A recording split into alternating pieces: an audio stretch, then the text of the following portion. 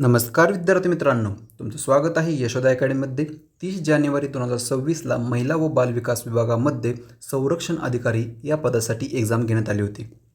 त्या एक्झामचा cut off किती लागेल, तसेच त्यासोबतच इंटरव्ह्यू होणार आहे का, या दोन मुद्द्यावरती आपण आज चर्चा करणार आहोत. ज्या पण विद्यार्थ्यांनी संरक्षण अधिकारी या पदासाठी एक्झाम दिली असेल त्यांनी हा व्हिडिओ नक्की शेवटपर्यंत बघा. तुमच्यासाठी खूप माहिती देणारा हा व्हिडिओ असणार आहे. तर चला सुरुवात करूया आजच्या व्हिडिओला. आणि जे पण विद्यार्थी आपल्या चॅनलवर नवीन आहेत त्या विद्यार्थ्यांनी नक्की आपल्या चॅनलला सबस्क्राईब करा. संरक्षण अधिकारी कनिष्ठ म्हणजेच प्रोटेक्शन ऑफिसर ज्युनियर हे ग्रुप सी याच्यामध्ये कॅटेगरीमध्ये मोडतं आणि ह्याला पेमेंट जे आहे ते S6 आहे. ठीक आहे. आणि महत्त्वाचं म्हणजे आपण जो बघितला मगाशी मुद्दा की इंटरव्ह्यू होणार आहे की नाही, तर त्यांनी ह्या जाहिरातीमध्ये तसं सरळ सरळ नमूद केलेलं आहे की मौखिक परीक्षा म्हणजेच मुलाखती घेण्यात येणार नाहीत, म्हणजे इंटरव्ह्यू होणार नाही आहे. फक्त जी असेल ती रिटर्न एक्झाम असेल, कम्प्युटर बेस्ड एक्झाम असणार आहे, जी की आपली 30 जानेवारी 2026ला झालेली आहे.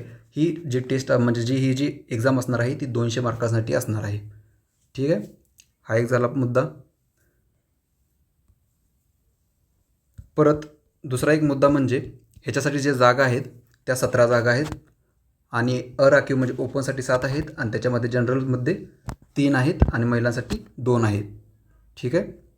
तर त्याच्यानुसार जो कट ऑफ आहे तो मी अंदाजे ठरवलेला आहे. हा कट ऑफ काही म्हणजे परफेक्ट येईलच असं नाही, हा फक्त कट ऑफ अंदाजित आहे. जे मार्क्स माझ्याकडे आलेत किंवा जे पण मार्क्स मी सोशल मीडियावरती बघितलेले आहेत त्याच्यावरून हा कट ऑफ जो असणार आहे तो अंदाजित कट ऑफ असणार आहे. आणि जे तुम्ही बघितलंच, आपण मागच्या वेळेस पण अपडेट दिली होती, 17 जागांसाठी जवळपास 11,000च्या आसपास फॉर्म आलेले आहेत. 11,000 प्लस. जरी आपण म्हटलं की 10,000 जणांनी जर एक्झाम दिली, ठीक आहे, तरी पण कॉम्पिटिशन खूप आहे, एवढं लक्षात ठेवा तुम्ही.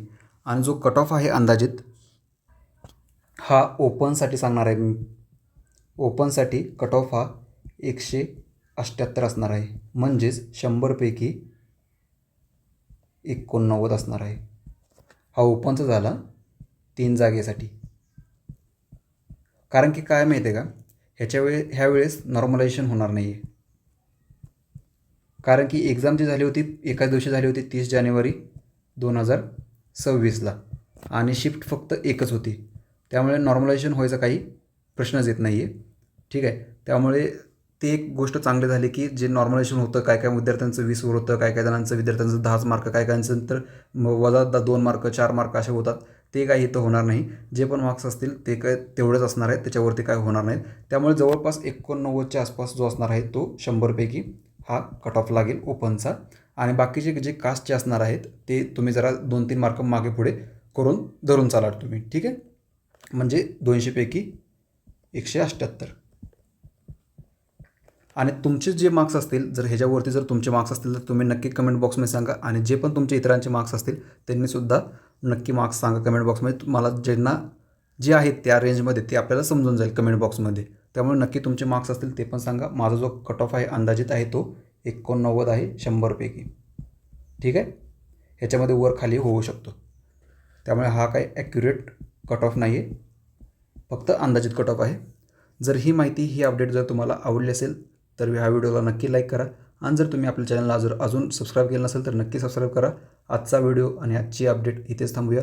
जय हिंद.